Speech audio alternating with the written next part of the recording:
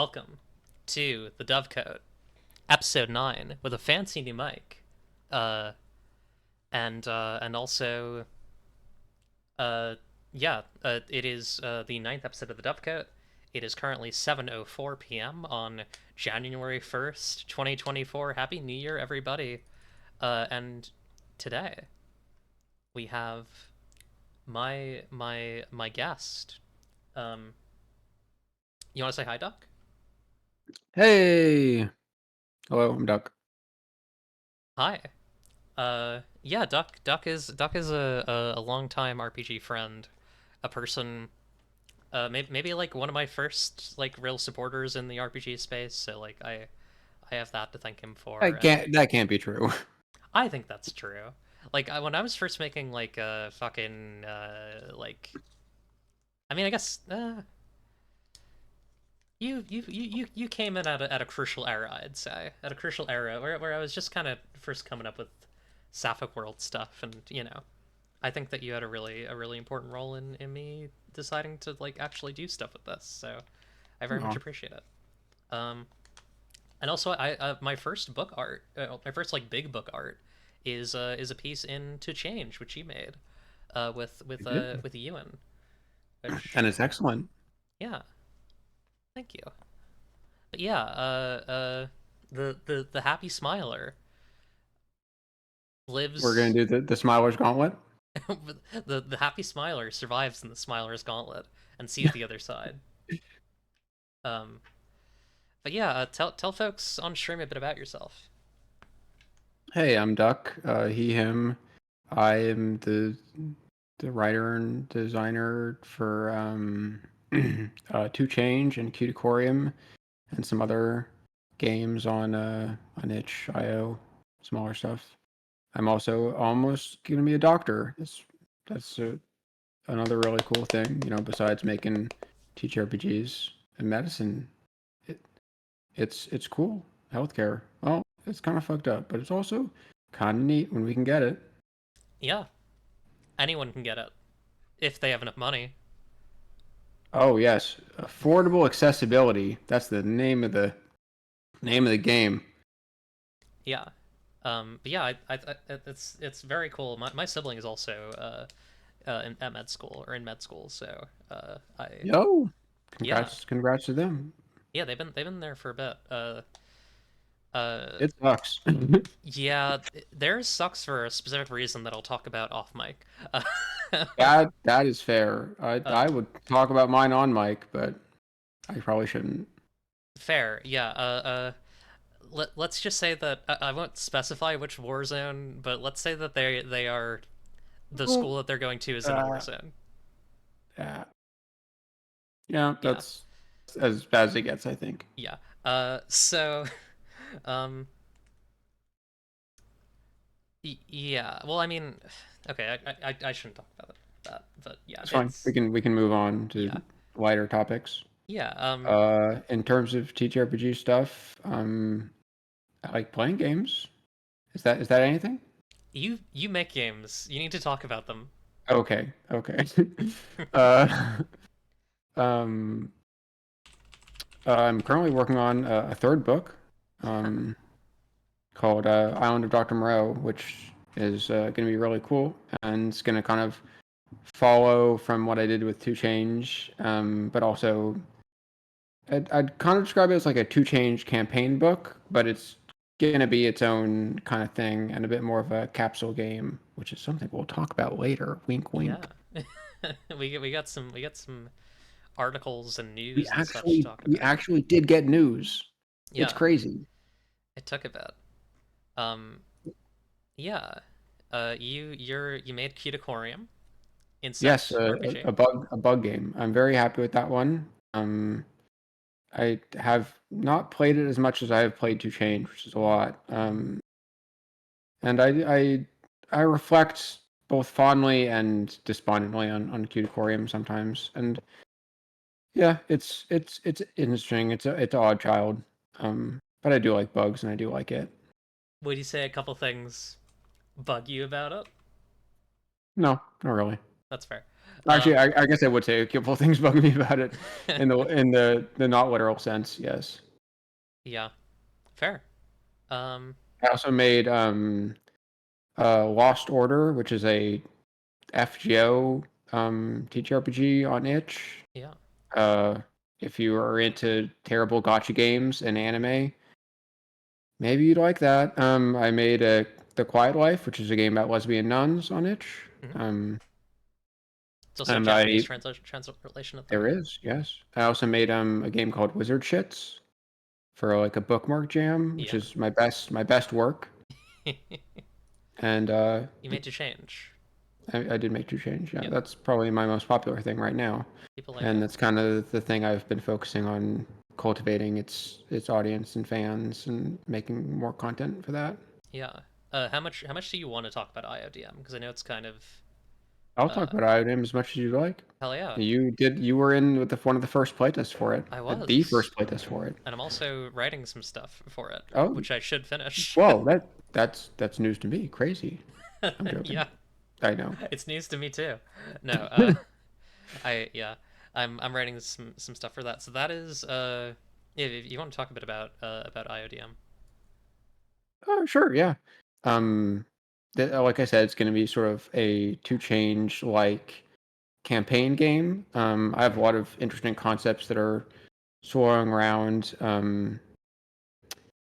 I guess starting from the beginning, it's based on a old Gaia Online RP group. If anyone knows Gaia Online, it's somehow still running, um, which was very small, but somehow very foundational to fans of like transformation and furry art in like the early internet era, and sort of led to the establishment of sites like Transfer, which became very big for hosting transformation content and artwork. And I think probably the most popular and professional and prolific transformation artist ever is Arania, who kind of found their footing working, doing art, well, basically for free in that RP group. And Arania has graciously decided to come back. This has happened in 2005, so nearly 20 years to revive that sort of feeling and now have it be an experience you can replicate on your tables. Hell yeah. Chase is saying that they're in the Gaia Online support ticket queue for getting their account back, which is very How funny. long has that taken? I'm really curious. Yeah. Oh, also, hi, Death Angle. Welcome. Uh, but yeah, I'm very excited for it. I got to play, as Duck mentioned, in an early playtest for it.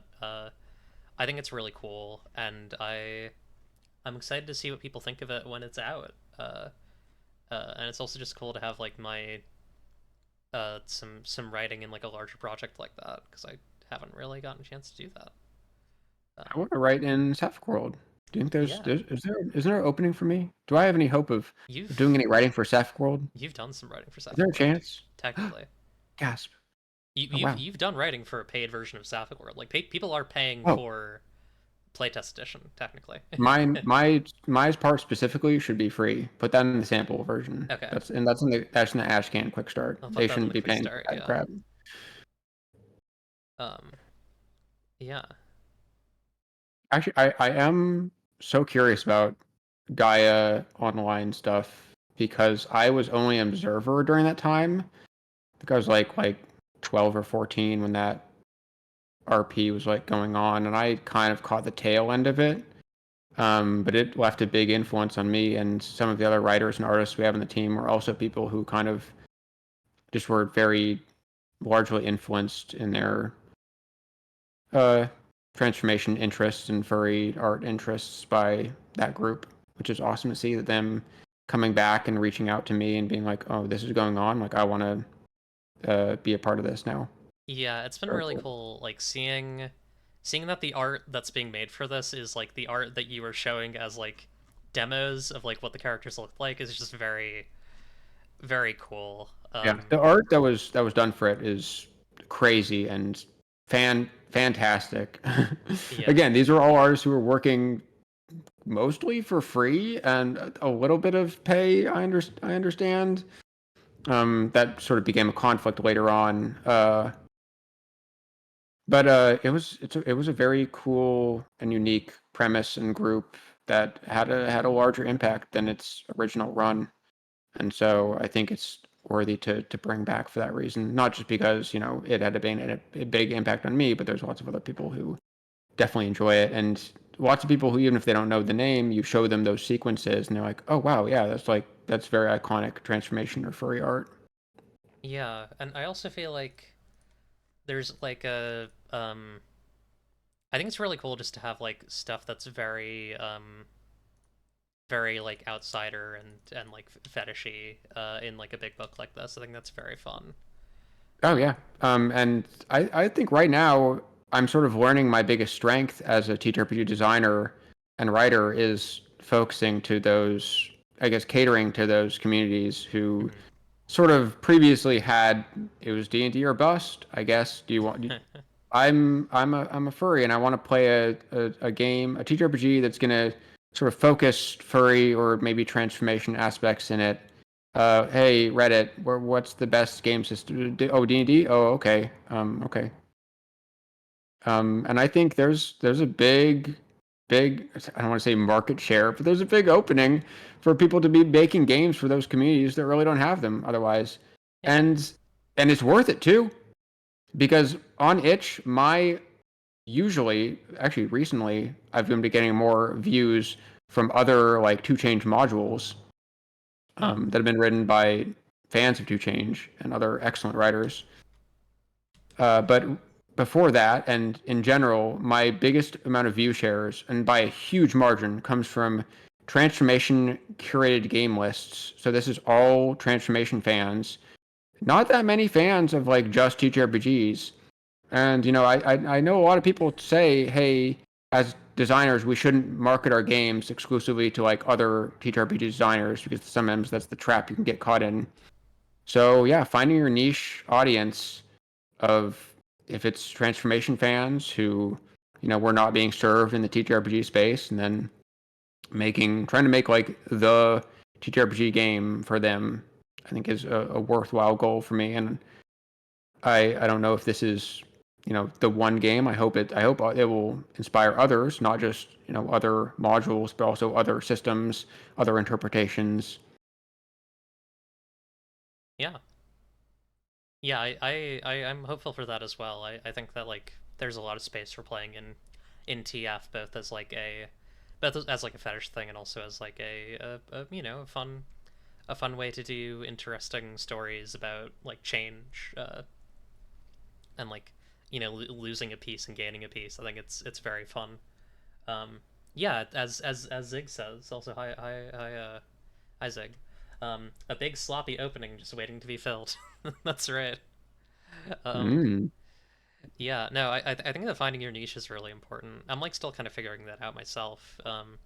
But like I do think that there's an audience for. I think there broadly there's an audience for things that are a bit more nasty with it. A bit more like weird and like in like a very specific mold.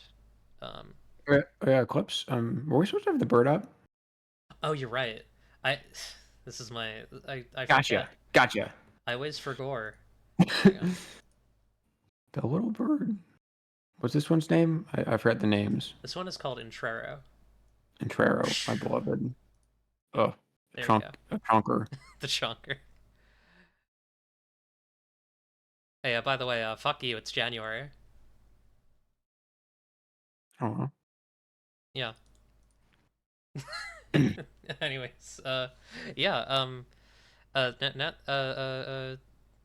I would love to hear about some games that have interested you or inspired you recently. What are games that you're playing or looking at that like really are exciting you? um, Other TTRPGs. Oh gosh, we have to talk about them. Um, In terms of reading, a lot of the reading I've been doing recently has been other interpretations of Island of Dr. Moreau, actually, by H.G. Oh, Wells. Um, yeah, I found three different interpretations, and I've sort of been reading through those to see what other authors have done in the past and see like, where's the track forward, but also like how did their interpretations kind of vary from what I had in mind. huh. It's not TTRPG reading. I do think it is interesting. That I is can also cool. talk about TTRPGs that have been interesting me. It's usually the same old ones though coming. Fair. So like what like differences are you seeing in some of the like alternative Isle of Dr. Moreau things? uh I think sort of a focus on what are the important aspects of that sort of story. I mean, it has lots of touchstones in terms of like death, pain, transformation, and also um, more um, humanist and sympathetic appeals of certain characters. The character of Montgomery, the sort of assistant to Dr. Moreau, who's a bit of a fail boy, but a bit of a bad boy. Has sort of shown up in both the books that I've read so far, but in different guises than the original, which is very interesting.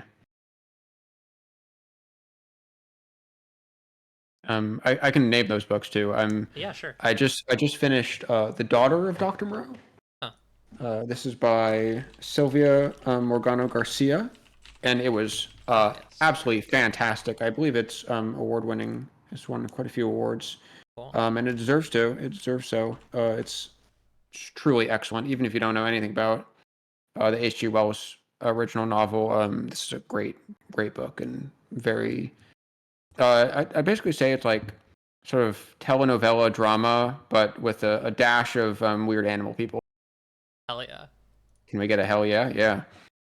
Sounds cool. And then another book I just finished is Dr. Franklin's Island by Anne Harlam. Hmm. And this is a very odd book because I remember looking at it when I was like in middle school. I remember seeing it on those like rotating paperback binders and reading the back cover, which I'm going to read to you right now. It's very short. Yeah. What's it like to watch your closest friend being transformed into another creature before your very eyes? What's it like to know it's your turn next? I remember reading that in middle school and being very much like kind of scared, turned on at the same time. Like, whoa, that's kind of cool, but I don't understand like why I like that idea so much. But also that scares me in a way. And I would open it up sometimes and try and like not act like I was actually reading it. And like, oh, this is neat. I'm just browsing this, and then I'd like read a few pages and I'm like, oh wow, that's too much. I gotta put that down. Um, so coming back to it after all these years, because I knew it was influenced by Ando Dr. Moreau, like that's obvious. So now actually reading it and being like, oh, I can just approach this as like a normal normal person, not like a weird teenager who was still figuring out what they're into. Scarast. Yes, very very funny to. I always recommend people come back to those things that originally kind of scared aroused you as a teen, because you'll find them to uh, be just sort of so in the Yeah. end. Not that this book is like so though. It is kind of so, but it has some interesting deviations. It's a bit more I'd say in times even more vicious than my portrayal of IODM that I want it to be. But in other aspects, it kind of skirts around topics. Um, Whereas the daughter of Dr. Moreau really avoids much of the details of like transformation and like what it means to be like half animal and what it means for those people. Right. It does in a way, but not in like such a visceral way that I want or would like to see. It's more interested in like the impacts of those existences on the human characters and like how they are the focus and how Hmm. they are interacting. Yeah. we love to get turned into an animal. Or do Yes. we? And then there's a third one that's currently in the mail, though my dear wife Bianca has read it, called The Band of Dr. Moreau, which is about if Dr. Moreau made a boy band of half animal people. That's awesome. She has not told me about the end of it yet, because there's some cool developments in the end, but I know the concept and it sounds fucking awesome. Excuse me. Is it album of Dr. Moreau? I think it's album. Oh yeah, crap. Album of Dr. Moreau. Yes, I'm incorrect. I'm very excited to get my hands on that and read that with her. Hell yeah! I just posted it. This looks fun. Nice, Hell yeah! nice. So that's been my reading list as of late.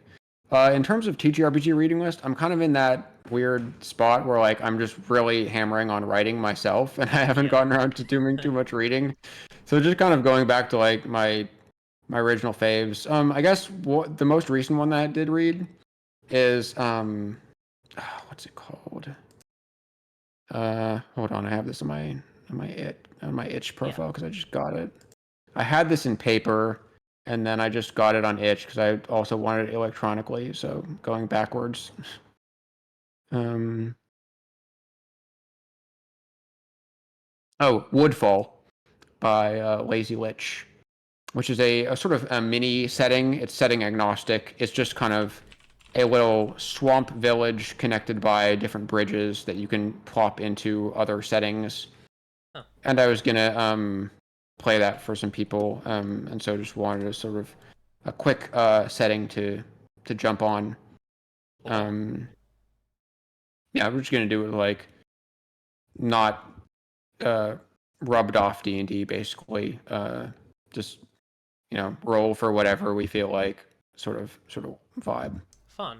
Yes, looks cool. Yeah. Yeah, it's very cute. It has a little hex grid. Has some little. One thing I really like about it is it has this faction list where it details like all the different factions in the swamp and like what they think of each other. So it's sort of like one of those Pokemon weakness and strength grids where it's like this faction thinks this one is they're actually anti-capitalists, and this other faction thinks these guys are too weak on defeating the swamp creatures. Cool. Very very fun. It's a wonderful little setting. If you need a little creepy swamp village full of interesting people. I also like that it sort of shies away from a focus on combat. There's really no like dedicated combat encounters, and more just interesting encounters to be solved by negotiations and resolving differences between factions. Cool. It does have a very like anti-capitalist bent to it, as the Good. whole swamp are sort of people exiled from a more quote unquote civilized feudal kingdom, and these are all the dregs who don't have a place there and have found a place here together. Fair. Very neat. That seems cool. Yeah. Any others? Any others? Oh, there is actually another. Wild Ties by Michelody and Nicole, who are also helping to write on Island of Dr. Moreau just a little bit. That recently got its English translation. It was out in Spanish or no Portuguese for a while. Very very cheap. I definitely recommend picking it up if you are any sort of animal lover or furry person or like transformation. It's about playing as someone who is recently sort of transformed into an anthropomorphic animal and how you're dealing with that change, as well as like everyone in the world in this game was sort of had that transformation happen to them. So how that sort of existence is continuing. It's honestly one of the things I'd maybe recommend is like in the IODM game, after if characters end up like leaving the island or they're transformed but they are able to escape somehow, I honestly think that the Island of Dr. Moreau system has then used its purpose. So it'd be better to transfer to like a different system that's more focused on that experience of like living in a wider world. And I'd honestly recommend like, drop the Island of Dr. Moreau system, just start playing as if it's Wild Ties system now. Hell yeah. It's very cute, very excellent. And very fun to be working with Michelody and Nicole. I've always appreciated Michelody's art too. Is fantastic, and seeing Nicole's growth as a writer and doing lots of other TTRPG projects is great. I think Nicole has written for other TTRPG projects as well. which are not coming to my mind. Michelity has also created some cool games before. Neat. Yeah, that seems cool. Oh, I Those need to put this in the stream. Oops. those are some of the recent ones. I know we have quite a few people in the Two Change Discord server who are preparing some very, very excellent and very detailed Two Change modules involving like fungal transformation and insect transformation. Some of them put out recently Cretaceous Park, or no, Lost in Cretaceous Park, which is a small two-stage adventure that you can imagine has some dinosaur transformation in it. Are you able to find that one, or do you want me? Do you need a I'll link? find it, I think. Yeah. I spelled it wrong, but that's fine. I got it. Yeah. This is the one I was talking about recently. The majority of the views on Two Chainz have actually been coming from this. Cool.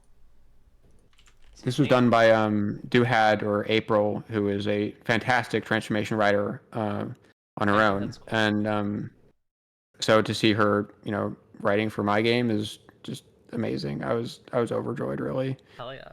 And also as well, the Evil Imps is another module that's been produced, which is, as you can imagine, has imp transformation. Wait, is it just imps? The Evil Imps, parentheses Two Chainz. Okay. I can give you a link again if you need. Let's see.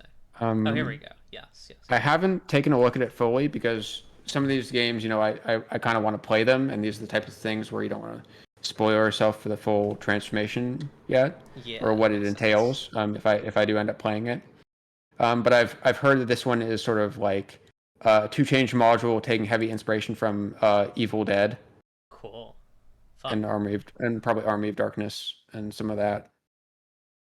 Nice. And if I can also take a second to mention, I know you've already featured the Wrath of Zagan as one of those modules, but if I can take a mention, Slugfest, which is probably the horniest one. I don't know if you're allowed to show this one on.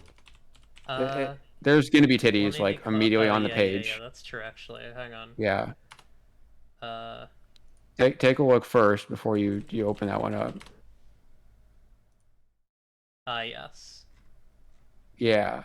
I can't show it. Okay. But okay. I don't think I can link to it.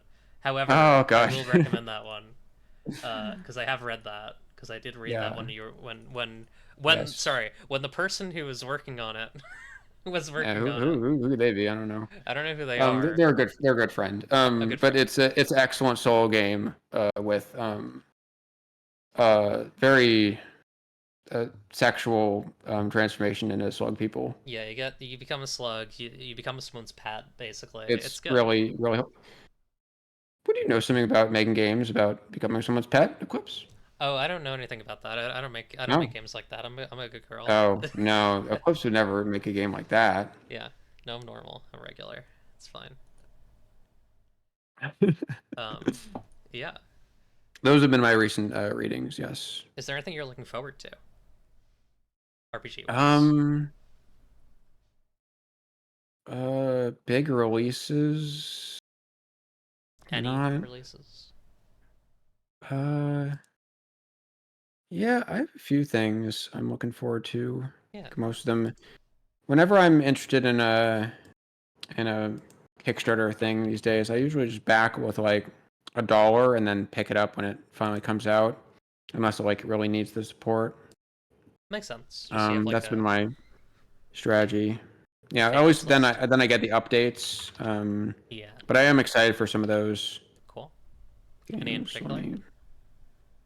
I'm trying to remember. Hold on. Hold. So first off is Gungus Krungus and the Tales of the Gundus. No. Then Baldus Splungus and the Ultimate Trundless. And then also Oh yes. Okay. How could I forget? I'm very looking forward to Infinite Revolution Overdrive. Oh, I love Infinite Revolution Overdrive. Yes, this is Gwendolyn Clark's game. Finally, putting Infinite Resolution into print. I read it as the PDF and have that. But I had to. This one is one I actually just backed on the Kickstarter because I was like, so like, gimme, for that. I have to have this in print. It's looking really, really sick. Hell yeah. I don't know if I'll play it because it's not really. I don't really play the mech type games that much, and this is kind of mech like a little bit. But it's just so cool. It's really cool. So I gotta have that. It's a good game. It's a sortie It's game, which is my term for like games that I can enjoy for like a session. Well, I mean not. It's my term for games that are like you games with very little downtime. Games that don't prioritize downtime or like adventure, where they're more just like you have a home base, you're gonna go back and forth to it. Yeah, Um, it has some rules for downtime, but they're definitely besides the rules for combat and doing sick dog fights. the combat's very cool though. It's all about like Yeah, top speed and like yeah, it's that shit is awesome. like it's not rage It bait has some speed great visual runs. it has some great visuals for it. Yeah. Yeah, it's awesome. Like Having your movement also be the range is a very cool concept. what was the name of And the slug? definitely a What was the name of the slug game? Slugfest. Slugfest. Okay. 2 words. Look up this and you'll probably find it. It's very normal. Yeah, Yeah. very regular I game. just don't think I can Won't even link awaken to it. anything in you. God damn it. Unfortunately. It's Uh, okay. yeah. But yeah, We very need more games like that. More games that people are unable to link to. yeah. Also excited for Infinite Revolution. Very excited for Infinite Resolution. Another one that I'm excited for is the latest offerings by Backwards TTRPGs, I believe. Where's their stuff? Yeah, this one is it's sort of the how would I say it? The Backwards tabletop cinematic universe. Okay. Um, where's their different Wait, projects? that's one of the Sapphic World fonts. No. Oh, yeah. Amazing. Yeah, they did Backwater, which I have, Backroads, Wait, that's which I haven't huge. read, and Backwards. And these are all sort of gothic, southern gothic horror games. I very much like Backwater, and I'm also looking forward to Backwards. It's not one that I purchased on Kickstarter. I'll probably pick it up a PDF later. Yeah. But again, and not really a game that I'd play, but I do like seeing like how that Southern Gothic aspect is done by them. It looks cool. It's just that it is literally it's the two Sapphic World fonts. It's Uglyqua and Trade Damn, Winds. They just damn, used both the ones that we were gonna use. I'm pretty gonna use shocking. them. They're Well, still good. no, the whole Backwards team is a bunch of really cool people. Hell yeah. Because I think when I was starting Cuticorium, I also looked for like other people who were funding their games at the same time, and Backwater was funding their game at the same time. And also at that time, I just moved to Mississippi, so I wanted to sort of two-pronged, like I wanted to support this other person and read their game as well as I was interested in more like, Southern culture being seen in games and how their interpretation of that was. Yeah. So It's yeah, very cool. very, very cool. Um, Love that. I think that's good for ones I'm looking forward to. Hell yeah. Sapphic World too. That's yeah. Haven't heard of it. But that's a small one. That's just a little thing. Yeah, it's like a 20 page. Yeah, it's gonna be a zine, right? It's Yeah, gonna it's be gonna a be a zine. zine. Okay, cool. Yeah. I'll just skim it then. I'll just read it in my spare Yeah, you time. can just read it in your spare time. But yeah, yeah, cool. Imagine doing a Sapphic World flip through on street. Wait, no, you do that. I It have just I've takes so kind of much done it. time. I could actually do Yeah. a Sapphic World flip through, like of how big it is right now. But yeah, no, yeah, those look really cool. I'm excited for those. Uh, oh, did I? Hang on, let me also put the backwards thing in the Twitch chat so people can take a look at that. Cool. Let's see, how are we on time? So what I have like Bo? I have time. I'm trying to think of what I want to do because we got a lot of questions weirdly, so I'm almost like maybe we should move on Okay. The Two Chainz to fans are these. out. It wasn't even a I two called upon change them fan. to It was a descend upon your DOVECOTE inbox. fan. Oh, I oh, haven't gotten any okay. questions from two change fans, unfortunately. Damn. They failed me. Guys, where you at? It's not too late. It's not too late though. You failed. Okay. Let's do news. Let's talk news. Okay. News. So, because I'm sure we got a lot to talk about. Like we can shoot the shit after we finish news. Um, hell yeah. What's this bird's name again? Cortus. Cortus is here Cortus. from the beautiful Sick. paradisic.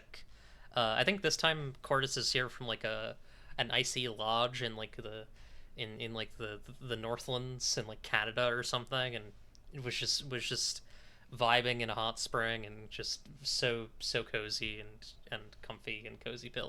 Quarters thought he wouldn't have to show up today, but unfortunately, the news never sleeps. The news never sleeps for anyone. And there was news that we found in the dregs. Yeah.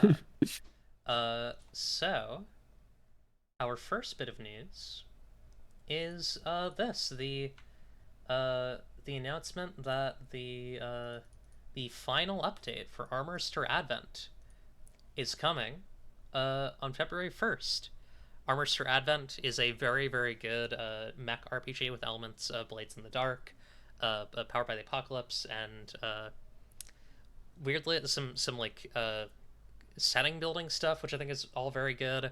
It's a very Yeah. multifaceted RPG, multi-part RPG, but I think all of it comes together for a cohesive whole. It's quite condensed. Like I could see it being way longer than it needs to be, but it doesn't overstay its welcome. Armor Advent, I'm a big fan too.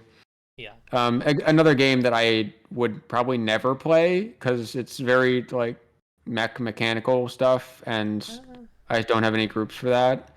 But it's one I enjoy reading for sure. I've So I'm glad to see games like this, come out of the development hell and be like it's officially complete. That's awesome. More games be officially complete. yeah. Yes. Before releasing, actually, even maybe let's make that a trend, Maybe. please. Armor Stir Advent, for those who don't know, it's like a fantasy mech game, like very focused on like faith and rebellion and magic and all sorts of stuff. You have a big carrier that all your mechs go in, and like you can either play as like a mech pilot or like a support playbook. Um, it has a very very good like setting building setup thing. It has a really interesting downtime phase where like factions play against each other. My one thing with Armor Stir, because I ran into this when I was doing paid GMing and I had a group for it. Um, Make sure that the people you're playing Armor Stir with like enjoy role playing, because like and like are very flexible. Like you need people who can think outside the box and be a little bit elastic, because you are going to be asked to like play as characters that are not your own, play as the enemy play as NPCs from the enemy side in like certain scenes. Um, it is not going to just ask you to stick in one perspective. It's a game about a war, and it's going to ask you to look at the war from a variety of perspectives. And yeah, I say that not to be like, oh, this is a bad like version of this. I say this to say like this is the best version of this. Just make sure that your crew is like ready for that. Because if they're not, then you might have a bad time. Like honestly, part of the reason why I stopped doing start playing was because I got to a point with this game where I was like, oh, I don't know if I can do the downtime phase with this group because they're like just shutting down. Um, Mm. and so just be cautious about that. In terms of the last update for this, um, getting extra content and many fixes, lots of refinements to the reference sheets and printable character sheets, and yeah. Also, you can get, if you're doing an AP or reviewing the final version, you can get a press kit. I love Armor Stir. I would love to play more Armor Stir. I would love to run more Armor Stir. And Sounds now that like you it's want that getting, press kit. yeah, I might. I don't know. Maybe I do an Armor Stir AP. Maybe I take this as an opportunity to. I mean, I have the game already, but like, I do love to get a press kit. Cashing out for big armor. Wow. Yeah, I got the Going Rogue 2E press kit, and that was one of my highlight moments of 2022. I think that was 2022. Um, Nice. yeah, Nice. and then I never actually did anything with it. Awesome. um, I've given out lots of press kit related things, and people just never do anything with them. It's fine. Life yeah, happens. I that's fair. understand. APs are just hard to do. Especially live Oh APs. yeah. It's like I Oh gotta do yeah. art, I God, gotta if do it's music. not a one shot for sure, Yeah, it's a big commitment for people. perhaps when I'm done with all these Sapphic World playtests, I'll start up some actual good APs. I'll start up It's Up to You Really 3 and all that other shit. I heard there's going to be an IODM AP on the horizon one day, perchance. Did I say I would do that? Maybe. You don't have to though. I'd be down to do I that. would like it though. Yeah, that'd be fun. So I haven't forgotten about the To Change review. Oh, did that? Oh yeah, Oh, okay. well, actually, Zig. whoever is saying that, I have forgotten. So you're relieved. You don't have to do it anymore. Zygmunt Thotep, um, who does a lot of RPG review stuff. Like they did a big Fatal review. I had them on the show like Oh, two, sick. 3 episodes ago. Yeah, they're really cool. I don't Um, remember half of who I sent stuff to, so yeah. all is forgiven. Um, I think this might be one of the best games. I wrote this in the notes. I think this might be one of the best games to live on itch. Uh, like I, it is pretty much it's been just a digital game up until now, and like I have a lot of respect for it as a game that's just like continually updated over time. Yeah. Uh, and I feel like if I was able to like get over myself and like just try and do layout myself, I could like make Sapphic World like this. But I don't think that's gonna happen. Um, I really like its aesthetics too. yeah, Even just from a visual point, like it's serving space opera. It's unabashedly serving the anime inspiration, mhm. like so many sort of mech games shy away from and are cowardly about. Very cool. Yeah, Also, hot aliens. yeah, it's good. Actually, hang on, let me download a new copy of this because I want to show it off a little bit. Oh right, it's big. I forgot it's big. It's It's big. gonna take a second. I can't even download it on my computer right now. It's too big. Yeah. There's also a free version of play materials Yeah, that you can there's look at. free. But yeah, great book. Like really, kind of. I would say like fellowship-y like Oh, look at layout that. where it's kind of There's a quick start on the second page. yeah. Gets you started right away. Like I say this in like the I say it like slash positive. It is the layout is very workmanlike, which is like great. It's very legible and like clear in like the way it distinguishes things. And I feel like it's a book that does not do anything that it doesn't need to do. You know what I mean? Like there's no there's no bullshit in this. It's all good. Uh, yeah, not It's cool. not vaguing it any books that me and Duck looked at before this stream, which I will No, not no. mention. I will not It's mention not their like names. it's not like a book that takes 40 pages to get to what's this game about. Yeah, no, It's not like that. Whatever that book would be. this is Like, like a tight 156, which is yeah. great for a game of this type, and I highly recommend people give it a look. Um, yeah, I think that's all. I don't know. Do you have anything else to say about Armor Stir? No, it's just cool. Okay. Next, we're gonna talk about this Oh, thread, which Duck made me aware of. yeah. So this is from Montreux Mellow Liber. This is actually a thread from like Christmas time ish, but it was really interesting. Recent. Um, actually, I skimmed this. I did not give it too in depth of a look. I also skimmed it, so we will now give it an in-depth look together. Yeah. I should also say before we begin this thread, anyone who's doing TTRPGs, Montreux is great about showing off your TTRPGs to Japanese audiences. So that can be a really cool thing to gauge. Like, is there, maybe this would be a big hit with foreign audiences, and maybe you should think about, doing a translation. Because sometimes you can get responses like, "Oh yeah, we want to see this. This is very cool." just as we are going to respond to some of these TTRPGs and be like, oh yeah, we want to see this. This is very cool. They should Yeah. be like, oh, we should make English translations. Yes, please. So this is the Japanese Game Convention Game Market 2023 Autumn, which was December 9th to 10th. And this is just some indie RPGs they wanted to share. This is Space Wanderer, created by Akira Neko. Solo journaling RPG that you wander in space as an amnesiac character who wakes up from cold sleep in a spaceship. You visit various planets to live a second life and try to regain your memories. That sounds cool. Yeah. This is Herb Wizard's Workbench by Ayato Shiki. This is a solo journaling RPG about an herb wizard who grows various magic herbs. You'll write records about growing your own magic herbs and mixing potions. I love the little like green like black on green art on the cover. That's really cool. I love how the title forms a little potion jar. Oh yeah, That's that's so awesome. cool. Love that. Very cute. Hell yeah. This is Bib Revise, which was created by Dice Curry. This is a TTRPG that revives the world inside a book that has been tampered with by the manipulator.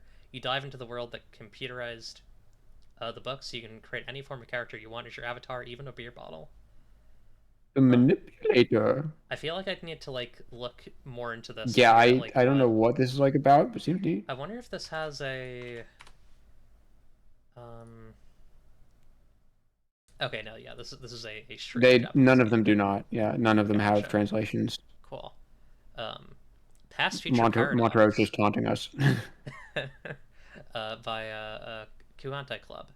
This is a time travel TTRPG that you play characters from different eras and adventures through the space-time continuum in order to save humankind from destruction. Be careful not to cause time paradoxes with your actions. That also sounds very fun. I really like the anime art. Yes. That's really cool. I am like always.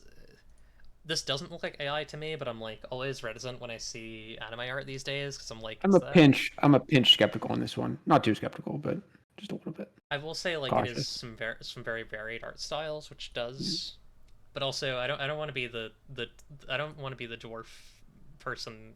Actually, that was the thing we probably could have done news about, but I don't really want to talk about it. No, please no. Yeah, this is the World Tree Kitchen by Cephemera or C. Ephemera. This is a restaurant management TTRPG in a fantasy world. Set in a world based on Norse mythology, you play as co-owners of a restaurant, explore dungeons, and procure ingredients there, and cook amazing dishes. So it's kind of Cook Serve Delicious, or what is it? Cook Delicious in Dungeon. Delicious in Dungeon. The game. Sorry, Cook Serve Delicious is a game. Delicious in Dungeon is an anime. Another. Yeah. I like the art on this. Very cute. I mean, intrigued to like what the systems are on a lot of these because I know like absolutely. I know yeah. Call of Cthulhu is very popular in Japan. I'm curious like how much that's extended to like how like even non D&D 5e things in the US or like in the English speaking world are like very like I don't know. There's a lot of like drawing from 5e. I mean, I remember when people were showing the Dark Souls TTRPG, like the original version that was done by Japanese developers, and its mechanics were like a push your luck sort of collect dice roller thing. It had really cool, unique mechanics to like represent dodging and stamina bars, and like how you could spend your dice to both attack and then also roll. I thought it was very neat and very unlike 5e or Call of Cthulhu. So seeing that just wets my mouth for what these sort of systems could be holding. Yeah. This one, I think this one might be the coolest one. This is the one you're looking at. Yeah. Hone Mikaseka, created by Isuk. TTRPG about traveling with a curse. You have a lot of debts and need to take on a high-paying job that to deliver the cursed object to its destination. Can you complete the job at the deadline while suffering from the curse? So that seems fun. I like the art on this a lot. This is very very cool. Yeah, like photo bashy. That's really cool. Hadel or Haddle. I forget how to pronounce that word, but created by Jodushi26. This is a TTRPG that dives into the darkness to search for lost artifacts in the deep sea. You build your own submersible and head for the deep sea, being careful about the amount of oxygen remaining and monsters. Cool. I think these guys made this one before that news came out about them. Oh, about the yeah, about the Titanic Yeah, submarine. whatever those guys are Fragile up to. Fragments, created by Kari Ume RPG. This is a teacher RPG about a witch and her partner traveling through a changing world. You can play solo or with your friends. As you get memorable memories about your travels, record them in your journal. I really like the cover on this. I'd be Excellent cover curious. and back. That's cool. Um, okay, so it's kind of like a witch and you're like a witch and they're familiar, and you can also play with friends. That's really fun. Um, cool. Uh, It's Al- quite a long thread. We don't have to go through all yeah, of we don't need them, to go by the through way. all of it, but yeah, I recommend You can scroll the thread on your own. yeah, recommend reading this thread. I will put it in the chat. I just wanted to give a good give a couple of them because I think it's really cool. And yeah, I think there's like so much space for like cross lingual translation for RPGs, and I really hope that I hope that's kind of the direction that things go in the future. Yeah. I want to see the foreign versions of Sapphic World, because certainly when I look through these games, I can make connections in my mind like, oh, that's very similar to other English games that I already know about, like with that same concept. But I mean, surely they'd be vastly different interiorly, and I'm sure those authors would be interested about reading like the different interpretations of those games. I Yeah, know, similar to how I was reading the books on the Island of Dr. Moreau, when I was making Cuticorium, the game about bugs, I was hungrily gobbling up like every other TTRPG that had been made about like focusing on bugs, even ones that were being made at the time too, and in the future as well. I like to see what people do with that concept. It's always good to look at who's playing in your same sandbox. yeah. I want to recommend my friend Ira's game Eyes on the Prize has a Japanese translation, uh, and I just think it's very cool. So go Okay, look at yeah, that. there you go. Um, but yeah, I think that more I think more that's like a what do you call it? Like a forced not forced marriage, but a what do you call that? Where it's like arranged marriage. Arranged Fake marriage is dating. no Okay. arranged marriage. But yeah, very very very cool to see like more translation and more like cross pollination between English speaking and non English speaking RPG stuff. And I think I hope I want to see more games from other places, and I want to see them like Yes. in. Uh, I want to play them, and I I think want there was a to. similar thread which I couldn't find from about South American TTRPGs and what's going on in that Oh, space, which is equally just as cool. yeah. If you find that, I'd love to look it up. Yes, Yeah, we can. I'm That's sure. I'm sure Michelity and Nicole would know more about that. In fact, maybe you should hell yeah, have them on. They're very cool. hell yeah. I will definitely look into that. Cool. And then we got one last thing. This we're definitely driving through this. I think that's okay. We can chat for a bit. I also got to eat dinner, so I'll have to figure out a Okay. time frame for that. Um, so uh, an article by a number of RPG thinkers, quote unquote, including um, Ava Islam and Josh McCrowell, both OSR thinkers. Like McCrowell was involved in the OSR article that I read with Lilith, for example. Um, this is an article about an idea called capsule games, which I think is a really fun um, sort of nomenclature for a thing that like a trend that's been kind of extant since like the early days of OSR and has kind of spread across different things. So the idea of like a capsule game is that it is actually here the the the criteria that they give are it includes a rule set, i.e., it covers your game design needs by itself. This is usually just a system or an RPG. It includes an adventure scenario or whatever other material you consume. It covers your level design needs. By itself, this is either usually either a setting guide or maybe an adventure module. Characters aren't made from scratch. Of course, most games, including a rule set, also contain material for making characters, but playbooks, pre-generated builds, and starting packages are happier, fully created, unique characters to play as are even happier still. Pick up and play. The easier the game makes it to save on prep and get straight to the table, the happier it is. Embraces finitude. Every piece of the equation is defined and finite. Players may even be welcome to learn the totality of its content and take advantage of that. Playing this game as it is already, as it already is, provides a complete experience. There's no expectation that you need to buy another supplement or sequel. So an example of a capsule game they give is you gave us Bed and Breakfast, a game with all of its own characters that are complete, and you just pick one and then you go. They also talk about Dolmenwood, which is an older OSR thing. Mouse Ritter. Mouse Ritter's like prepackaged hex crawl.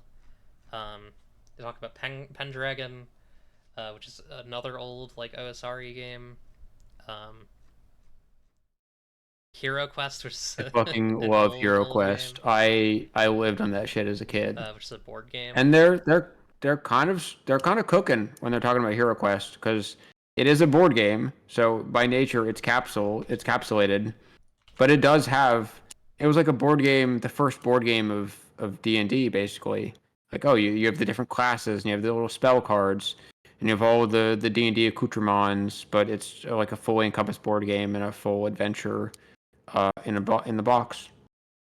Yeah. And I think it also came with like a VCR tape that you could play that had like, "Well, I'm the dungeon master speaking to you now." Oh right, It yes, I've truly seen had it that. all. It truly had it all. I think Kriken at one point did a stream of that. But yeah, this is gonna be a series. I recommend keeping an eye on this blog. I'm excited to see what their Um, further thoughts about this. yeah, I definitely have a lot of thoughts about this right now after just reading it. tell me what you're thinking.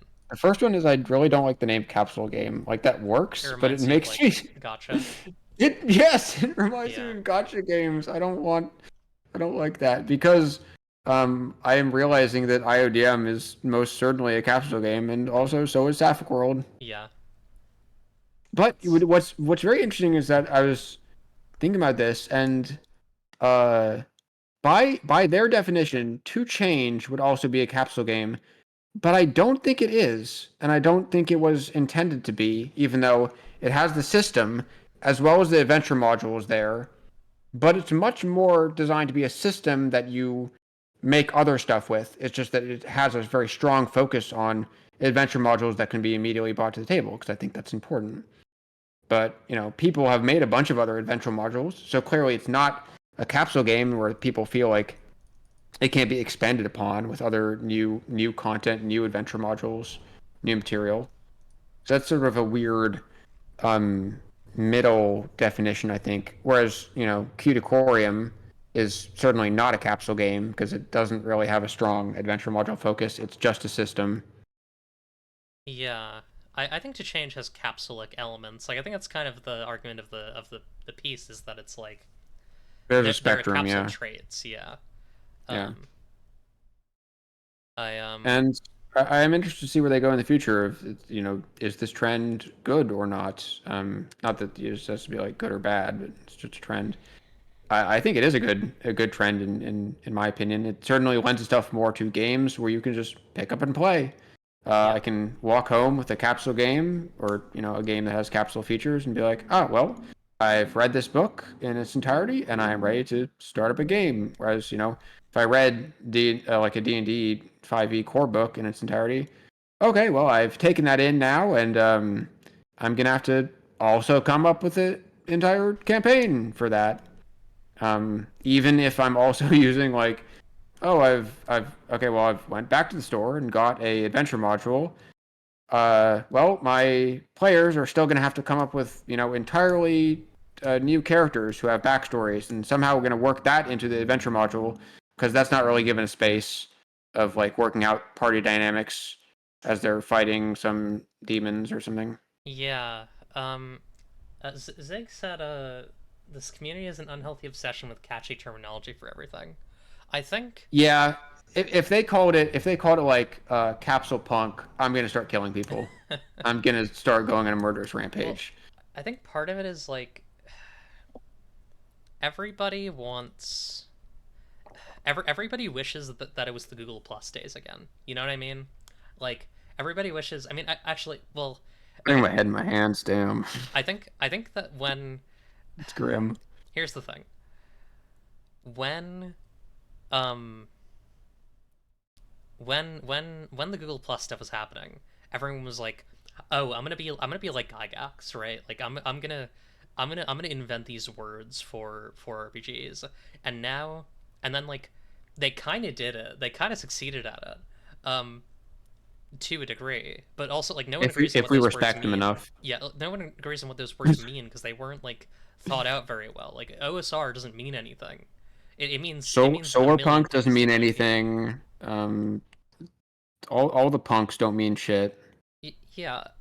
So like I think the challenge winds up being um the you kind of wind up in the situation where you have all of these frickin' like you have people who everybody wants to be the Google Plus people, but they don't realize that the Google Plus people like came up with names for things that didn't really that maybe the movements panned out to some degree, but like the words themselves didn't really pan out. Um, No, this definitely seems like it's a movement that games are trending towards now. Because I hate using their terminology already. Goddamn. But I'm just gonna speak it while we're talking about this article. yeah, But it seems like in the past there was definitely more of a focus on less capsular games, and now we are trending in a large way towards more capsular games as that sort of all-in-one experience becomes more valued. the games are becoming encapsulated in a very big way, very bigly. Um, yeah, gonna be the first ever Sapphic Punk Capsule Core Strand game. That's right. Um, I will say, like, I am also guilty of this. Like, I mean, my Treasures, Realms, and Guys thing is just an attempt to do this thing, right? Um, It's better. It's better though. well, I don't think it's pretty much the same thing. Like, I think we all do this to some extent, and like, Yeah. I It's a don't know better if it's ever descript gonna it's a end. better descriptor than capsule Yeah, games, I think. but like to be fair, like what industry or what art doesn't have that? Like, I uh I mean like music has so many genres that keep you know rolling in on themselves and like rock becomes pop becomes rock becomes hip hop becomes pop hip hop rock pop like it's all just a mess. It's people love putting labels on things, and I don't think that's ever gonna stop because like we want to understand the world around us and we want to understand Yes. each other. uh I am interested to see, if this larger trend does continue though, and it'd be yeah. interesting to see if it does reverse, like what would that look like? Like more games going back to just being systems. Yeah. I think that when I say that, it just feels disappointing to me. Yeah, that's fair. um I feel like this is a step in the right direction for TTRPGs as an art form. I agree. I think when I read a book now where it's like this is a system for playing any game, I'm like, I'm just like, aw. fuck off. What am I gonna do with Well, this shit? I'm not mad. I'm just like, I don't have time. I don't aw. have time to come up with the whole campaign. I want to go to your Gimme, realm. gimme. Show me the Send realm. me to your realm. It's almost like they didn't have confidence. They didn't have enough confidence to show you the realm. It's like, oh, you'll build your own. Hold on, I gotta go in the next room. It's just sort of leaving you. I need beautiful women to show me the It's right over realms. there. Show me your realms, traveler. Yeah, it speaks to the lack of confidence in showing the realm and showing what you got. Show me your Put all your aspects on the table instead of letting the players come up with something. Not that Questor. that's not that that's bad. I mean, certainly in this article it talks about how these games are encapsulated, but nonetheless, people have entirely different experiences playing them, and so is the case with Saft World. So is the case with IODM. In our experiences, like, yeah, you're stuck in a setting, you're stuck in my realm, but the way people interact with these things, even if it's just, even if it's established characters who keep being recycled, they're going to use them in totally different ways. Each playtest is going to look completely different. Each playthrough is Yeah. going to look completely different. Euphoria 2180. I would say Lancerd even to some degree. What Is else? is Lancer a capsule? I guess it does Well, have. I just mean in terms of It like has adventure modules, so yeah, and it has yeah. like specific. It has a setting and like specific creatures. Obviously Zeeb. I think that there's a lot of games that just don't require you to. Very strong opinion on this one. A system for any game comes across more as I thought making a game would be less work. Hang on, I'm trying to understand that. Enter my nasty realm and collect my pages. Yeah. I see what they're saying. Very strong. A system for any game comes across as more. Oh yeah, no, that makes sense. I don't I want think, I don't want system agnostic stuff. Well, I like system agnostic materials, but I don't like system agnostic like garbage. yeah, I It makes if I could go back to Cuticorium, I often sweet think about music. this. Like, I wrote a long post in the Cuticorium Discord about what I would change if I could do it again, because I feel like that was sort of a failed community and there wasn't enough support for it in the end. And I would make it more capsular in like, if for one sentence to say what I would change, it'd make it more capsular, Yeah, make it more of an experience that you can pick up and have all right there, because it had some elements of that with a map and all the locations. Like, there was one setting to use, but it just didn't have like the stories and characters to use in them. yeah. I do think like I mean I don't think a game needs like for example I'm working on Biotraffication, which is like a game that would suffer severely like even like like financially if I made it like more capsular because I'd have to like write stuff for it, right? Um, True. but the fact that it's just like prompts and questions, I think is a lot more Yeah. manageable. But Some that's some also more systems of have a such a strong some systems have such a strong focus on the story they're going to tell that it is almost capsular with their strength in a way. yeah. I think a lot Um, of it has to be about like I think like story games sometimes like it's about the needs of your game, and I think like I would really like to see more like capsular adventure games where it's more about like yeah, learning the setting as a GM and giving it to your players. I think one of the biggest genres where capsular games are needed is superhero type games. Yes, Would you agree yes, with this? I would agree. They are certainly, there's a drought of capsular games in the superhero genre, masks and other variations on that idea. So Yes. many systems without legs to stand. Please give them some characters to use, some adventure modules to pick up and play. Uh, Please God, I would love to play a superhero game that was more capsular. Thinly Yes, Veiled, I think, is going to have playbooks, but it's going to have specific villains, and like specific that would be sick. layers. That would be I sick. think that'll be Yeah. fun. I mean, it's also a very specific kind of Yeah, again, like, it has a strong focus, whereas Masks bills itself as like, you could use this for any superhero story, which is I like masks a apparently lot. a lot, yeah, a lot wider than they're intending, perhaps, or I don't know.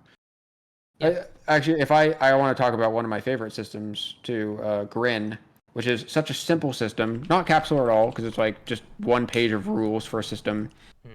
but it does have like such a strong pull towards what types of games you're going to tell with it, that it's really, it makes it such a breeze to come up with. You have to come up with games for it, because it doesn't come up with any games on your own, or any adventure modules on your own. But it's like, okay, this is going to be one of those horror movies where one person dies and then it'll tumble from there, and then you don't know who's next. And with that concept, it just makes it so awesome to tell those types of horror stories. Games I with like I like teeth. Grin. This is just games with teeth again. Wait, this is just games with teeth. This is just What J is that? Dragon's What is games with that? teeth. Okay. Oh God. So I actually made a joke about this today because I had a really silly idea. Hang on, I'll just find it through my Tumblr post that I made today. Um, hang on, I also do kind of want to show this on stream because I think it's really Okay. funny. Okay. Show us your So posts. this is my post. Sex is something you do with your teeth, and sex links to Cave Girls blog post on sex, and teeth links to J Dragon's Twitter thread on games having teeth. Um, Games having teeth is basically just like it uses specificity in a pointed way. So Yeah, it's examples Jay cool. gives are like this Wander Home list. I think is a good one. Um, Like these are specific things. They have connections to people and like lore. Also this where it's like you're in wild orchards where the apples and pears grow boozy and feral. There's a fast moving little old ciderer. Like these very specific things. Wander Home still doesn't feel very capsular to me, but it was No, clearly it's not. building in that direction, and maybe Jay has sort of perfected it with Yazeba's. Yeah. Why am I looking at? Yeah. But yeah, no, I really like Zeeb. I think Zeeb's a good example of that. And I would encourage people if you're making an RPG to control for scope. I think first, like you don't need to make a million villains or guys or like Eclipse, please listen to this. Play it back to yourself. I. So like I'm possessed with a specific insanity, right? And I don't want to put this upon you all, but what I will say is like if you feel like the scale of your game fits a more like bouquet approach. Like let me show you all like a much tighter version of what I did with Sapphic World, which is what I'm doing with Autopsy Feast. Um like I'm gonna show you like Talk about games I'm excited for. well thank you. So like we'll go to one of these guys. So like I also need to be careful because there is some pornography in this. So this is a silly Willy, right? As sure as a Um, creature. and I have their name, I have a sentence, I have their special as a paragraph, and then I have their graph that shows like their body. Um, that is very easy for me to make. Like that is a very easy thing for me Hmm, to make. that's cool. I highly recommend if you're able to with your games, if you can imagine a version of your game that has like an index of guys, an index of like specific guys, consider it. Like it doesn't need to be in every game, but if it feels right for your game to have some setting information, to have some places, to have some people, I think it can make a game interesting, and I think it can make a game in dialogue with stuff that's happening in the space. Um, but also, you don't always need to be in dialogue with the space. You know, I also I recommend being I like kind of also have plastic. another I have another recommendation too Yeah. that is goes in the opposite direction of game design. But this is one that I maybe should have taken. And it was based on a comment I got for Cuticorium where someone asks, "Hey," and with Cuticorium, every page has a picture of like a bug person on it doing some sort of daily activity to sort of paint a picture of how the bug world works, which I think succeeded in that aspect. But they wanted a bit more. They said, "Hey, do these bug players have like personalities and do they have character sheets? Can I know like what their for Cuticorium it'd be like their adaptations were or what are their features and what webs they have on their bugs?"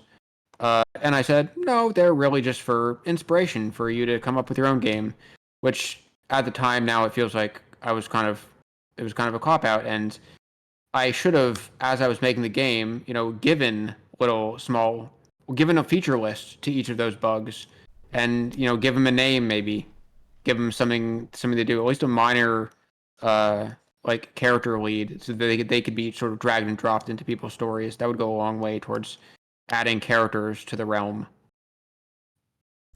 Yeah. Yeah, so if it's not too late to go back and like look at all the spot art you have in your game and be like, oh, this character art doesn't just have to be like inspiration for the game, or doesn't just have to be cool. It can also be an actual character that people could use for the game, and I can almost assure you that players will appreciate having that. I've actually abandoned some pieces of Sapphic World spot art because they don't contain specific characters. Like it's gotten to that point. Um, there's like an entire page of Hodag RPG pieces that I had done that are not going to be in the game now because they just don't they're not they're not up to code. They're not up to code where like everything needs to be a person. What I might actually do is I might just like take some of those characters and make them be disciples of Conch, but we'll see if I do that. Um, but yeah, I think games are tricky. Games appear in a lot of different forms. The things that me and Duck are saying are our taste are our taste, They are correct though. um, but they are correct. Yeah, come on, come on. I also love knowing who little guy is. But yeah, let's Little guy. that's I think that's enough capsule talk. Thank you all for watching, for listening to us talk about capsules. Um, so yeah, do you wanna? I mean, we could take a break. We don't have that much more time. Do you want to just go through the email? Yeah, sure. Hit me with the email. Cool. There's one email that has 10 questions. Do you want to Awesome. go through this? Yes. Okay. This is from Goblins Rule Forever, who's in the chat, aka Goblin. Um, hey, you deserve more questions, so here's 10. Question 1. Hey, I was wondering if you have anything I can follow, preferably literally anywhere but Twitter, for knowledge of wider events in the TTRPG community. I've repeatedly found out after I've enjoyed someone's art, they are a massive asshole, and I'm getting tired of this. Oh God. Uh, Yeah, the TTRPG space really needs to sort of collect its shit and move somewhere else besides Twitter because it's not going to last too much longer. I really hope not. I I I'm don't trying know. to think. Following people on itch is usually good. If I have a creator I want to follow, I want to make sure I'm following their itch page or whatever projects they have. And if they have a Kickstarter page, usually there's some site where they can contain their works besides just following their fucking Twitter. I don't know if Yeah. there's one hub for news though. I mean, me and you were scraping the barrel to try and find news today. That was Yeah, hard enough. honestly, good good question. Let us know if you find out is my answer to question 1. Yeah. um, Yeah. honestly. Um oh, okay, question 2. Potential drama. If you are comfortable, do you have any thoughts on that 3-hour root RPG review that equates PBTA to ABA, or just somewhere I can read a response to? Because I felt like I was going insane the first time I watched it due to only finding praise for it. Um, I'm gonna have to okay. send this to B to go insane over. So do you know anything about this, Duck? What's the ABA? All right. So this is gonna be. I'm Start alone with out that. I know here. what a PTBA is, I'm or I know what all it claims alone to be. here as I try my tiny song. Claim my spot beneath the stars, and I won't be here for long. Um, I sang all night. The moon shone only through the trees. Okay, I'll take Okay. that as I'm not gonna Let learn me. what an ABA is. No, I'll. That's fine. Okay. No, So that's fine. so That's fine. ABA That's fine. ABA is it's a psychiatry thing. Let me just What? Yeah. So let me. I'm gonna try to. So it's applied behavioral analysis. I'm gonna try to explain this video essay Mhm. in the most objective way that I can. God. 3-hour video essay by a person, non-binary person. Uh, no, this is a good question because I've been wanting to talk about this for a while, and I need to find someone else who has watched this video to talk about it. Um, I will probably do a I more in have not, depth. but I'm ready to form opinions on it right now. Yeah, I would like to do a more in depth analysis of it on stream at some point. Maybe even a reaction. I mean, I would feel shitty about that. I'd have to think about it. Um, maybe I'll like take snippets that I think are interesting. Um, but yeah, so this is a video essay. I don't really want to talk about who made it, but it's basically it starts by talking about. Hang on, actually, let me remind myself. It starts by talking about Severance, I believe, the Apple TV show, which is a very good show. Um, starts by talking about Severance. Uh, yeah, so it's called Art Agency Alienation: Essays on Severance, Stanley, and Root the RPG. Talks about Severance, talks about the Stanley Parable. Um, so it kind of goes into this idea that like game design on some levels inherently mind control in the sense that it like produces incentives. Um, talks about like Suitzian play. Um, talks about the writer's fall in London fanfic uh, theater. Um, then it goes into talking about adult behavior, ABA. Um, then it goes into talking about like talking shit about Brandon Leon Gambetta for talking about ABA and game design on a podcast a couple of years ago. Um, and like is just very weird about it. And apparently this person was like very weird around Brandley and Gambetta for a while before this. Um, Goes into talk about Root the RPG, talks about Root the RPG for a while. Root the RPG has no specific setting. It has a lot of PBTA moves, which the writer incorrectly identifies as things you can do, not additional consequences that happen when you do a specific thing because of your character's specific proclivities. Um, uh, talks about a lot of things. Also goes into some OSR stuff. Literally has a red pin board about uh, OSR and Google Plus people. Is very mad about like the marketing of RPGs. Sees RPGs, sees like PBTA and most indie like modern indie RPGs as alienating to the player, um, and makes a really compelling case of it if you don't think about it for like half a second or haven't read any PBTA books.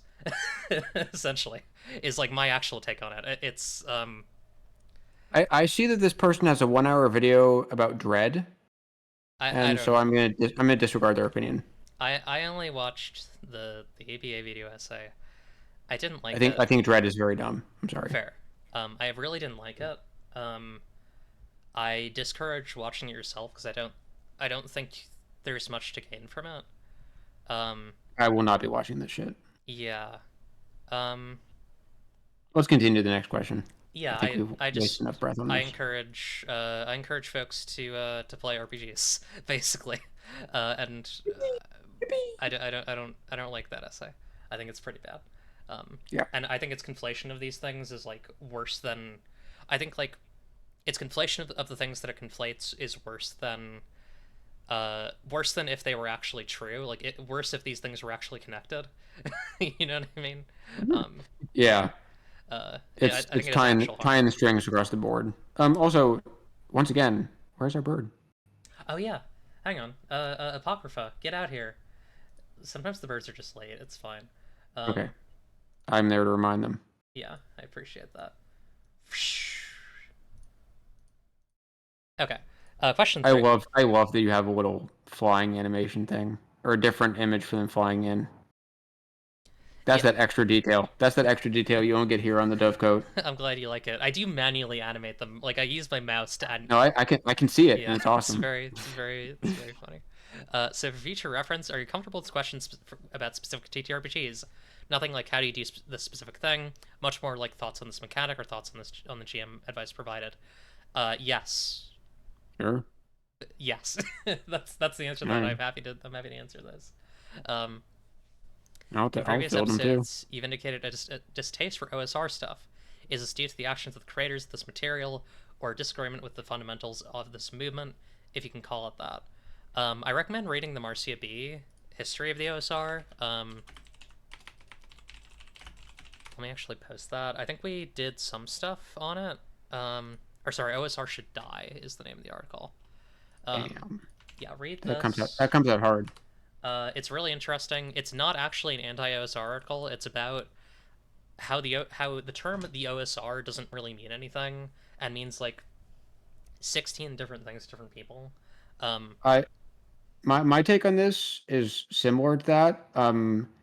I don't think they deserve the R in the name. I think Survival. what people call OSR is simply just old school games again. They Yeah. have not revived anything, which is fine. You know, you can keep playing in the same sandbox. That's fine.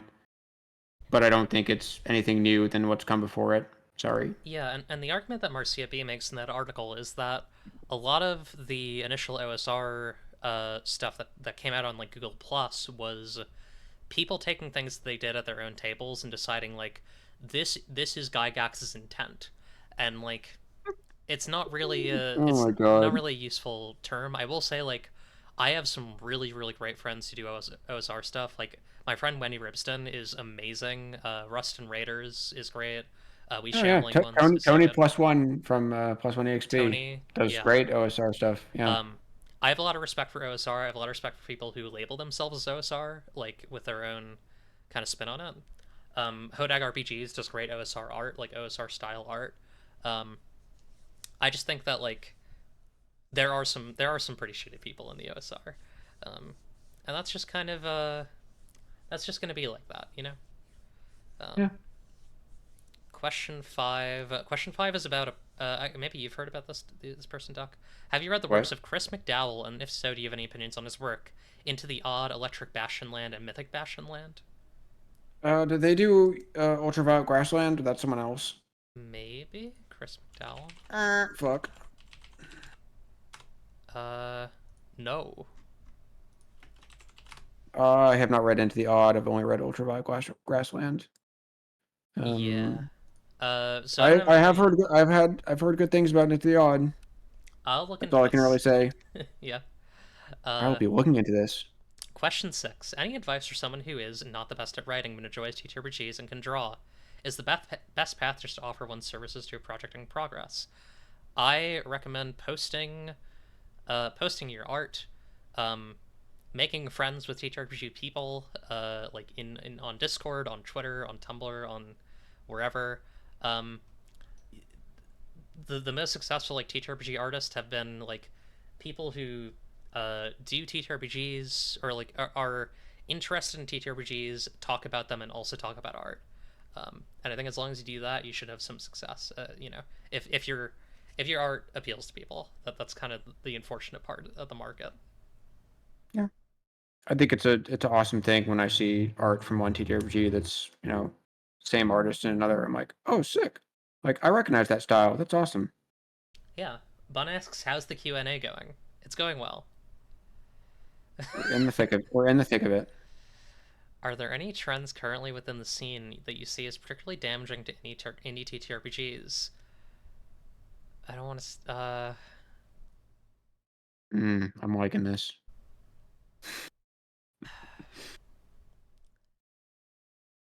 I know.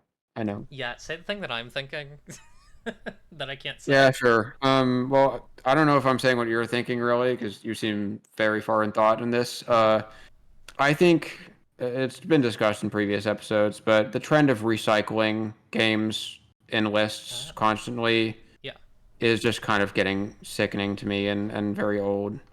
Um, we're just it again. It's just like the same games talked about over and over, and this podcast really served to spotlight cooler games that are not often discussed. And I just hate it when I see, oh, best game of 2023 is an unfinished game that will become the best game of 2024, and then it'll also be the best game of 2025. We're remaking D&D again and just creating these monoliths by continually recycling, the same old stuff when it doesn't really change that much. yeah, There's certainly value in, having like Armor Asteria going to its final build and like having it be fully released. But I see a lot of things that were unfinished that are acting like they're fully released, and then they get to be released again. Oh, now they're released again, and this is now it's the print version. It's released again. I get it Just though. be I mean, confident in releasing your thing once. Follow it up with supplements, follow it up with other material, but be confident in the core of your material yeah, and not or make a bunch of money by being on a bunch of lists and being super popular. I guess asked a I'm bunch of hard jealous, so questions. whatever. No, you didn't ask hard questions. They're just like answers that I They're have for fun. some of these that I'm like, should I actually say? Um, Did I say what you were thinking, or is it something else? no, you pretty much said one of Okay, these that I was cool. thinking. Yeah, The other, I'll just say this because I think I've been very clear about this, and I think that my work is very clear about this. spit Um, on it. I would say like I am less interested in kind of in like I'm less interested in some modes of queer storytelling than I am in others. I think that I want things to be a bit less messy and a bit less focused on labels and a bit and more focused on like I don't really want RPGs where I don't want queer RPGs where like the bad guys are where the bad guys heterosexuality. Um, I'm more interested in like queer RPGs that are queer and like uh romantic and maybe even horny, and there are interesting ideological things that are like real and not just about like identity. Um, like I think identity is a useful. point for character, but I don't necessarily know if I like identity as like a um I don't know. I don't like these like manufactured settings where it's just like the I can't use specific I have specific words that I'm thinking, like specific names that I'm thinking of, but I don't want to use them because I don't want to be mean.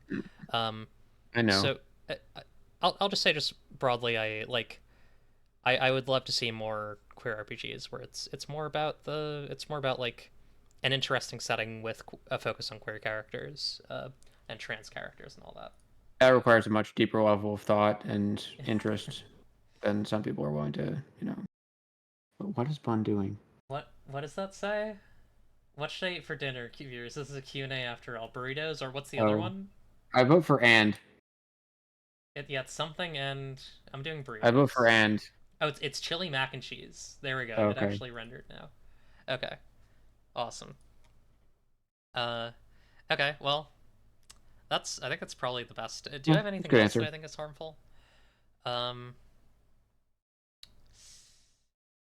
Oh, Pete. wait, I'm gonna be toxic again too, actually. Yeah. PDFs that cost like $35. No, that's fair. Yeah, no, yeah. Fuck off. I know people should be paid their fair share, but I'm not touching that shit. I'm not gonna pay $35 for your PDF. I'm not gonna pay $60 for your book. I think people should I hire don't you want for this to be a things. race. Yeah, I don't want this to be a race to the bottom, but also we have to be reasonable and draw the line somewhere That's a too. good question. Um, I think for me it's like I really want I think that actually I think the game I think the TTRPG industry is being damaged by like not hiring me to do RPGs. I think that's probably like a Absolutely. that's going to do a lot of damage to the RPG scene in you know in the long term, and Yeah. I would just really recommend that they think. No, I'm so kidding, but also if you listen, if you have things that you want me to do, I would love to work on things. But yeah, um, what would you say is the best way to improve one's writing for this medium? Practice, keep writing stuff, read other stuff, read stuff that's not RPGs, play video games, listen to Absolutely. music, like I, I will say that like reading those other Islander Dr. Moreau books has helped me come to terms with like what this game is going to be 1000% more than reading other RPGs.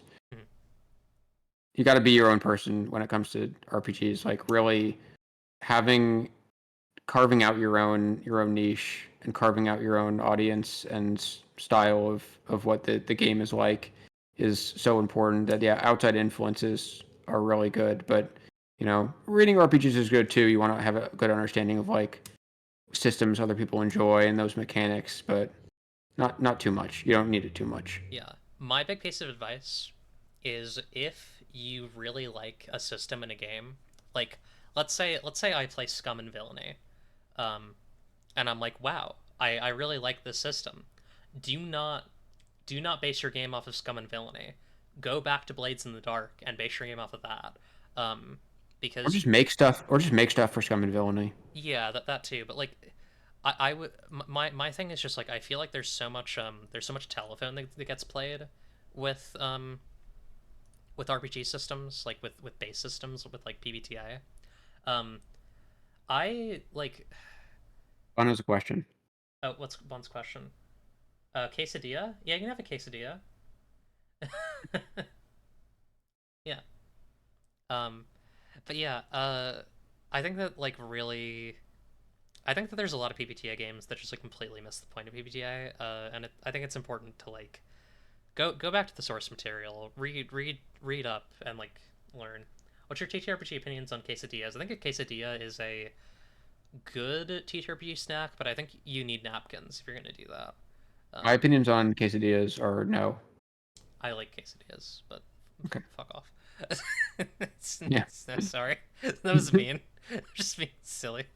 This is the breaking within the OSR community. Yeah.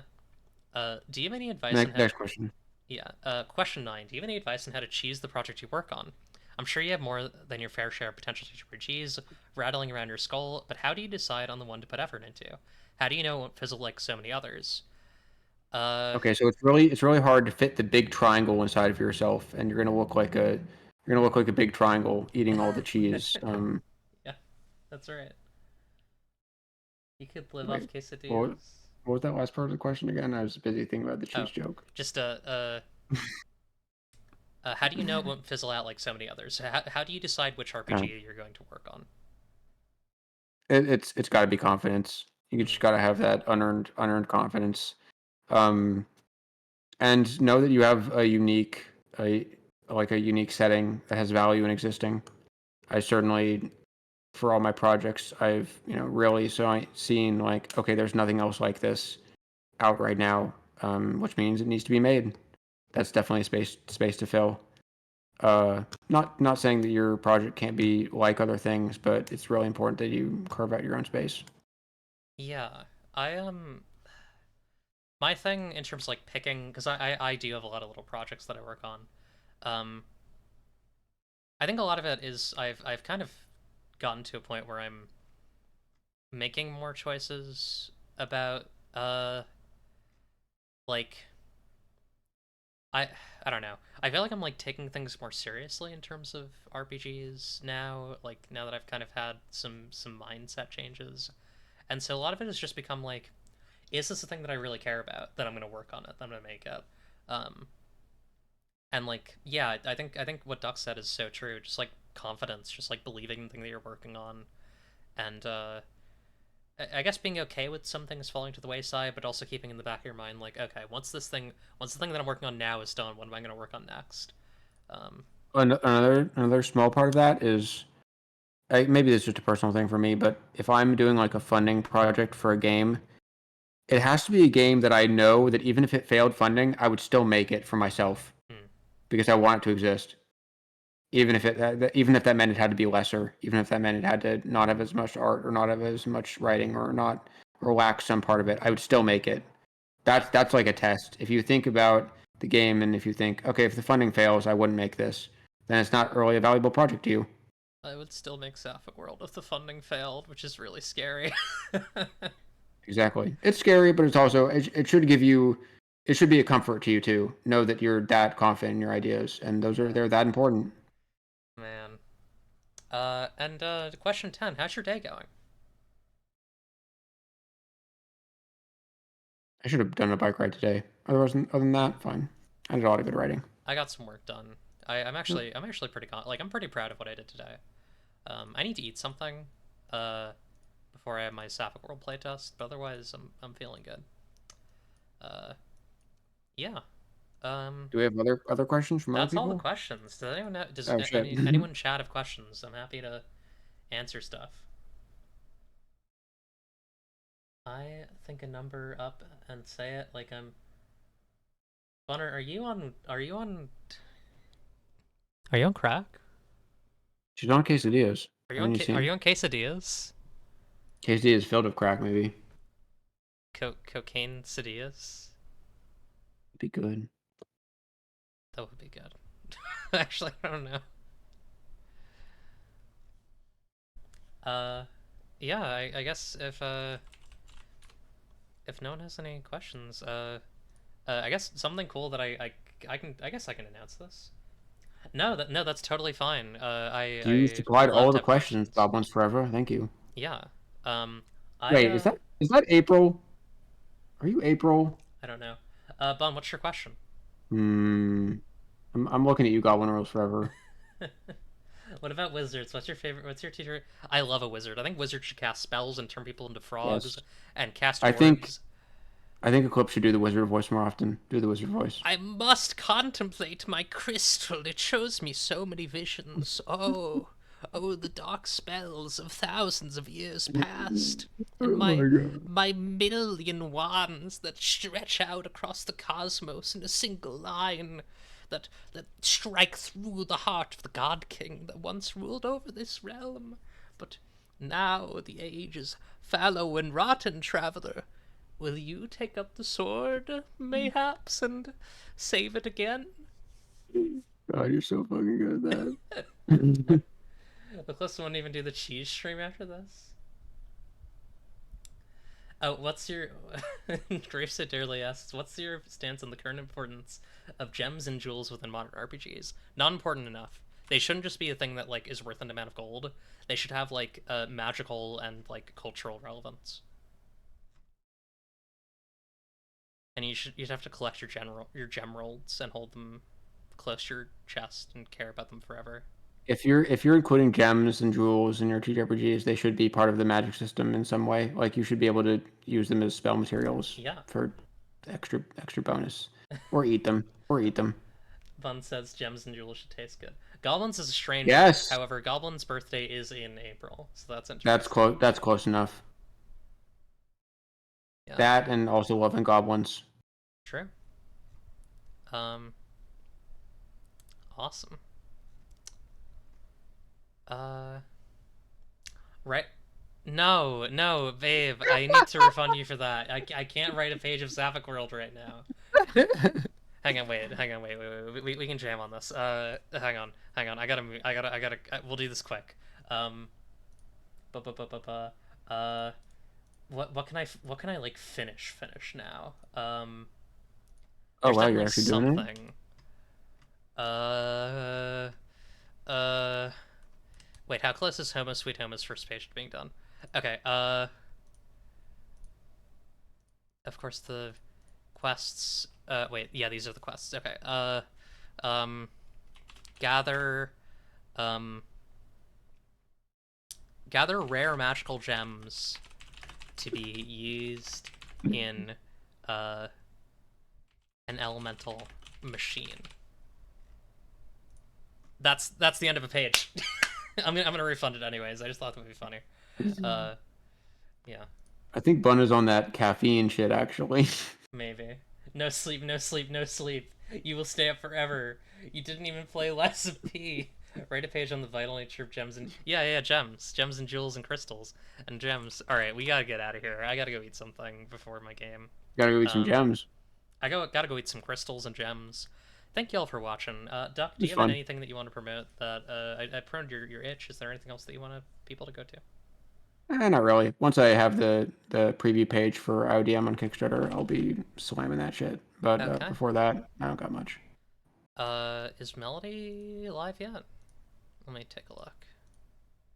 Let me see. Oh, Melody Burst. When will you go live? I'd like to raid you, you know. I don't think she's gonna be live for a bit, so I'll who's Space Jammer Amber is live. I don't know Space Jammer Amber. Oh, okay. You have a heart of gold. They're doing Hey. Take it from you. tarot stuff. Segment Thotep, thank you for the follow. Much appreciated. Yippee. Oh god. Who do I raid? I'm like looking at people. Here. What's their name? If you want to send me it, and I'll raid them. They do TTRPG stuff with tarot. Hell yeah, Space Jamber. All right, go say hi. I don't. Duck knows this person, so say hi. Be normal. Bun, get off the caffeine. And yeah, thank you all for watching, and have a great night. Yeah, it's a blast. Bye. Remember, if you don't like what you see, you can change it. It's up to you, really.